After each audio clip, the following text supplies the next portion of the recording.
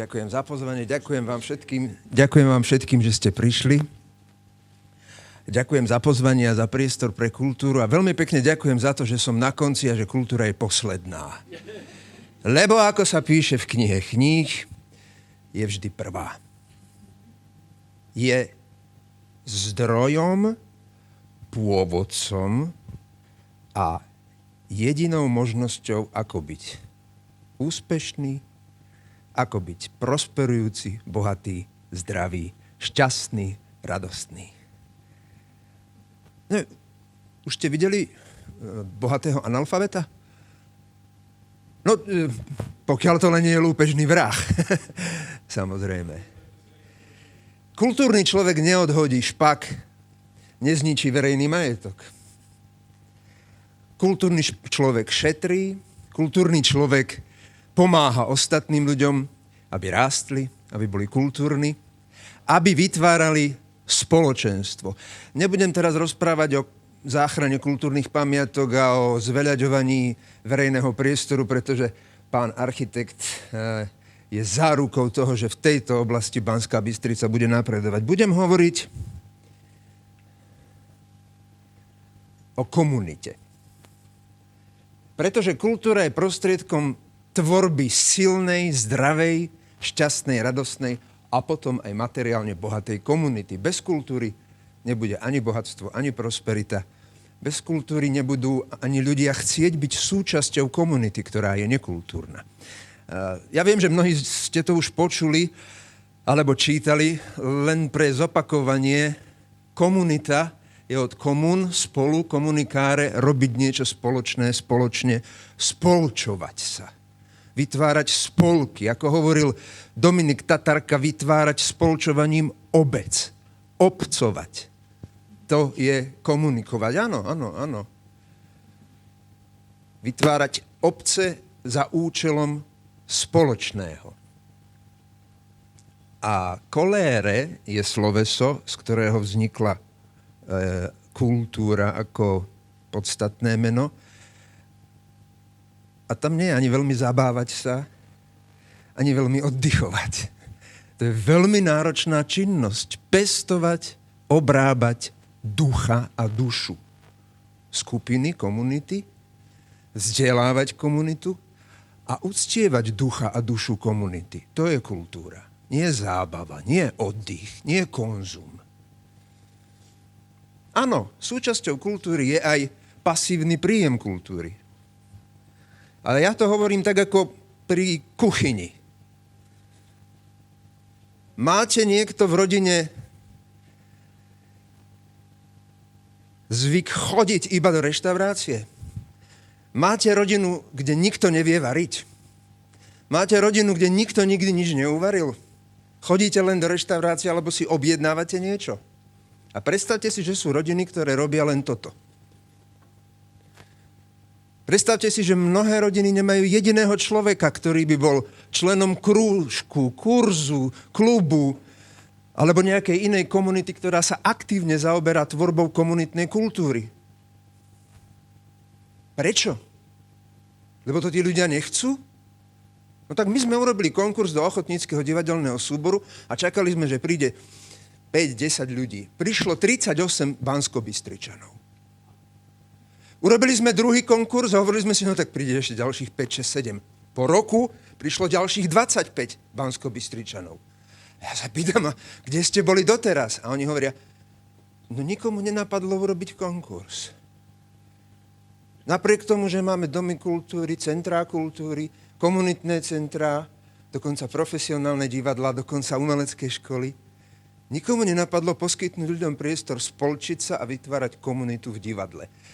A hovoríme o astronomických krúžkoch, hovoríme o šachových krúžkoch, hovoríme o kurzoch šitia, pletenia, ktoré môžu byť úplne všade, tam, kde takéto centrá vytvorené máme, pretože to je naozajstný rozvoj kultúry.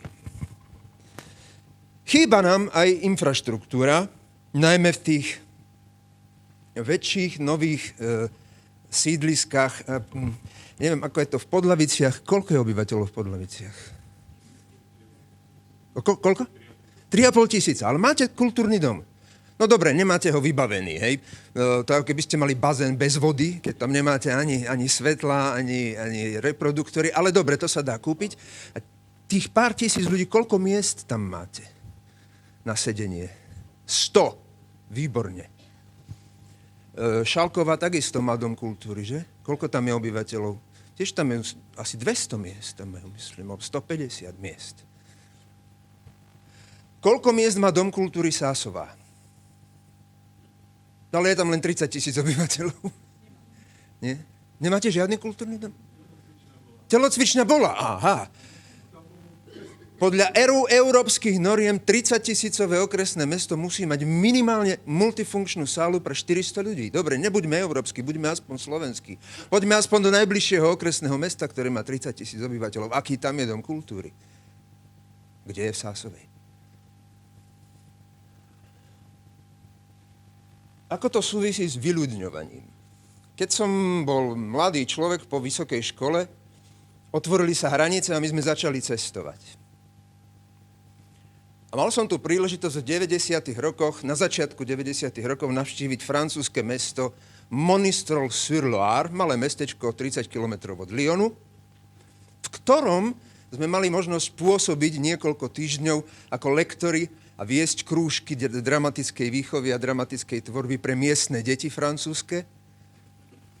A tam nám vedúci toho centra, ktoré je v každej dedine vo Francúzsku, volá sa Maison de Culture et de Jeunesse, to je ako dom kultúry a mládeže, hovorí, že majú veľký problém.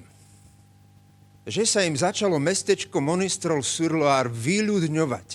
Od konca druhej svetovej vojny počet obyvateľov rástol a začiatkom 90. rokov zrazu rapidne začal klesať. Mladí ľudia odchádzali do Lyonu alebo do iných miest a už sa prestali vrácať do Monistrol-sur-Loire. Prestali zakladať rodiny. A zisťovali, prečo to tak je. Kostol máme taký istý ako v Lyone, obchody máme také isté ako v Lyone, školu máme takú istú ako v Lyone, dokonca tu môžu mať svoj rodinný dom a v Lyone bývajú v paneláku. No ale na tom sídlisku v Lyone je postavené divadlo. A v tom Lyone majú každý večer obrovské množstvo príležitostí niekam ísť. A tu je len jeden maličký dom kultúry, ktorý od 50. rokov úplne preplnený. Využívali všetci obyvatelia naplno od rána do večera 38 krúžkov a už nebola kapacita, aby tí rodičia kam dali tie deti, aby nebolo kam ísť, nebolo tam kino. No tak sa rozhodli, že v meste Monistrol-sur-Loire opravia hrad a neurobili z neho krčmu. Urobili z neho kultúrne centrum. Robia tam koncerty, robia tam festivaly. Miesto pre ďalších 400 divákov. A postavili nové multifunkčné centrum s kinom a so surround vybavením zvukovým, pretože to prišlo do módy začiatkom 2000, roku, teda 21. storočia. Keď sa pozriete dnes na túto predtým malú obec, tak je to mesto, ktoré má dvojnásobný počet obyvateľov a trojnásobný počet kapacít kultúrnych. Nie len, že sa obyvatelia prestali sťahovať preč. Oni sa začali do Monistrolu-sur-Loire sťahovať, pretože už nemusia cestovať do Lyonu za kultúrou, za vzdelávaním detí, za voľnočasovými aktivitami a sú dostupnejšie a kvalitnejšie v Monistrol-sur-Loire. Ale prečo sú kvalitnejšie? Pretože angažovaní, vzdelaní, obetaví a erudovaní lídri v Monistrol-sur-Loire, angažovaní mestkou samosprávou, vytvorili také podmienky, aké vo veľkých mestách nikdy nemôžu vzniknúť. Osobne, bytostne poznajú ľudí, s ktorými pracujú. To sa často vo veľkých mestách nedá. A sú to, tak ako u nás, zamestnanci kultúrnej inštitúcie, ktorí ale nesedia v kancelárii, ale keď si za hodinu svojho pracovného času denne urobia všetku administratívu, tak potom od rána do večera sa venujú krúžkom, kurzom, seminárom, skupinám, skúšajú, hrajú sa s deťmi, s dôchodcami, so mamičkami, alebo so singles a s mládežou a vytvárajú komunitnú kultúru v troch veľkých kultúrnych centrách, ktoré tam vznikli od rana do večera. 5 ľudia, prosím pekne. 5 ľudia. Nebudem hovoriť, ako to je u nás, ale viem, že keď som sa chcel stretnúť s niekým z Mestského kultúrneho centra, Robotnícky dom, bolo vždy zavreté, nikto nedvíhal telefón, žiadny krúžok, žiadny kurz, nič. V Monistrol-sur-Loire v týchto 4 zariadeniach je 180 podujatí za rok z tej pasívnej kultúry. O adresnej podpore dostupnosti všetkých aktivít občianskymi zľavami už vlastne rozprávali sme, keď sme hovorili o tej brnenskej aplikácii, kde takisto môžu byť zľavy na umenie, na vedu, na kultúru, ale aj na šport. No a od tých malých obecných alebo lokálnych aktivít na sídliskách, na uliciach, cez tie, povedzme, centra kultúry, ktoré by mali obospodarovať štvrte, by sme sa mali začať zaoberať tým, že koľko máme my skutočne mestských kultúrnych inštitúcií, ktoré podporujú identitu mesta. Ja mám svoju mestskú galériu, ku ktorej ako občan patrím k Mestskej galérii Banská Bystrica. Mám mestskú knižnicu Banská Bystrica. Mám mestské múzeum Banská Bystrica. Mám mestské divadlo Banská Bystrica. No nemám. Všetko je buď krajské, alebo štátne. Máme mestské? Prosím? Teogaleria je mestská, hej? Aha, to je súkromná. No tak áno, súkromne nie je 50 súkromných, ale mestská galéria podporujúca identitu mesta. Banskobystričanov.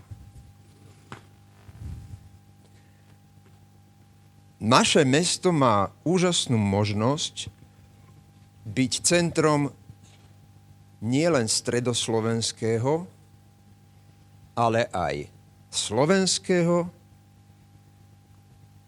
a možno aj stredoslovenského kultúrneho priemyslu. Na amfiteátri môžu byť v lete koncerty kapiel, ktoré prilákajú do mesta ľudí z Budapešti, z Krakova, z Bratislavy, z Košíc. Len to chce manažment. Chce to nadšeného, profesionálneho lídra. Napríklad, áno, hoci kto.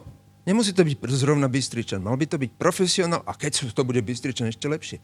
Ale máme podmienky na to, aby sme tu absorbovali ľudí, ktorí prídu a áno, aj prespia, lebo tu budú mať večer koncert a na druhý deň tu bude možno v nejakom novom zariadení alebo obnovenom zariadení kultúrnom ďalšie podujatie, ostanú tu na celý víkend. Je to súčasť, kultúrny priemysel je súčasť rozvoja turizmu. Všade na svete. Nestačí lyžovať a okúpať sa. Čo budem robiť večer? Už si mi to... Aha, výborne. No, čo sa týka tej komplexnosti, zabúda sa často na to, že kultúra nie je len umenie, tak ako sa zabúda na to, že šport je súčasťou kultúry a často sa úplne vynecháva veda. V tom Monistrol-sur-Loire majú krúžok chémie, krúžok botanický, krúžok astronomický a rovnako majú samozrejme klub karate, klub ping-pongu a rovnako tam majú samozrejme tanec, spev, malovanie a to všetko sa deje v kultúrnych centrách mestečka Monistrol-sur-Loire, ktoré nie sú zamknuté a nedostupné obyvateľom. Zároveň tam majú, vravím, obrovské množstvo podujatí z vysokej kultúrnej úrovne, koncerty, divadelné inscenácie, hostí z celého Francúzska. Čo ešte k tomu povedať? Aha, ešte by som rád povedal, že ja som tu vlastne iba záskok. Že vlastne toto všetko, čo vám hovorím, o mnoho lepšie vie povedať vie aj riešiť a hlavne bude kandidovať za poslanca Attila Béreš, ktorý tu 30 rokov pôsobí. A robí všetko preto, aby tu bolo lepšie a sakra sa mu to darí. Takže vie ako na to, voľte ho. A ja som vlastne len preto, že on nemohol prísť, prišiel sem, lebo ja chcem tomu trošku tiež pomôcť, lebo som sa po 30 rokoch prisťahoval naspäť domov a chcem tu dožiť, aby to bolo lepšie. Ďakujem vám veľmi pekne.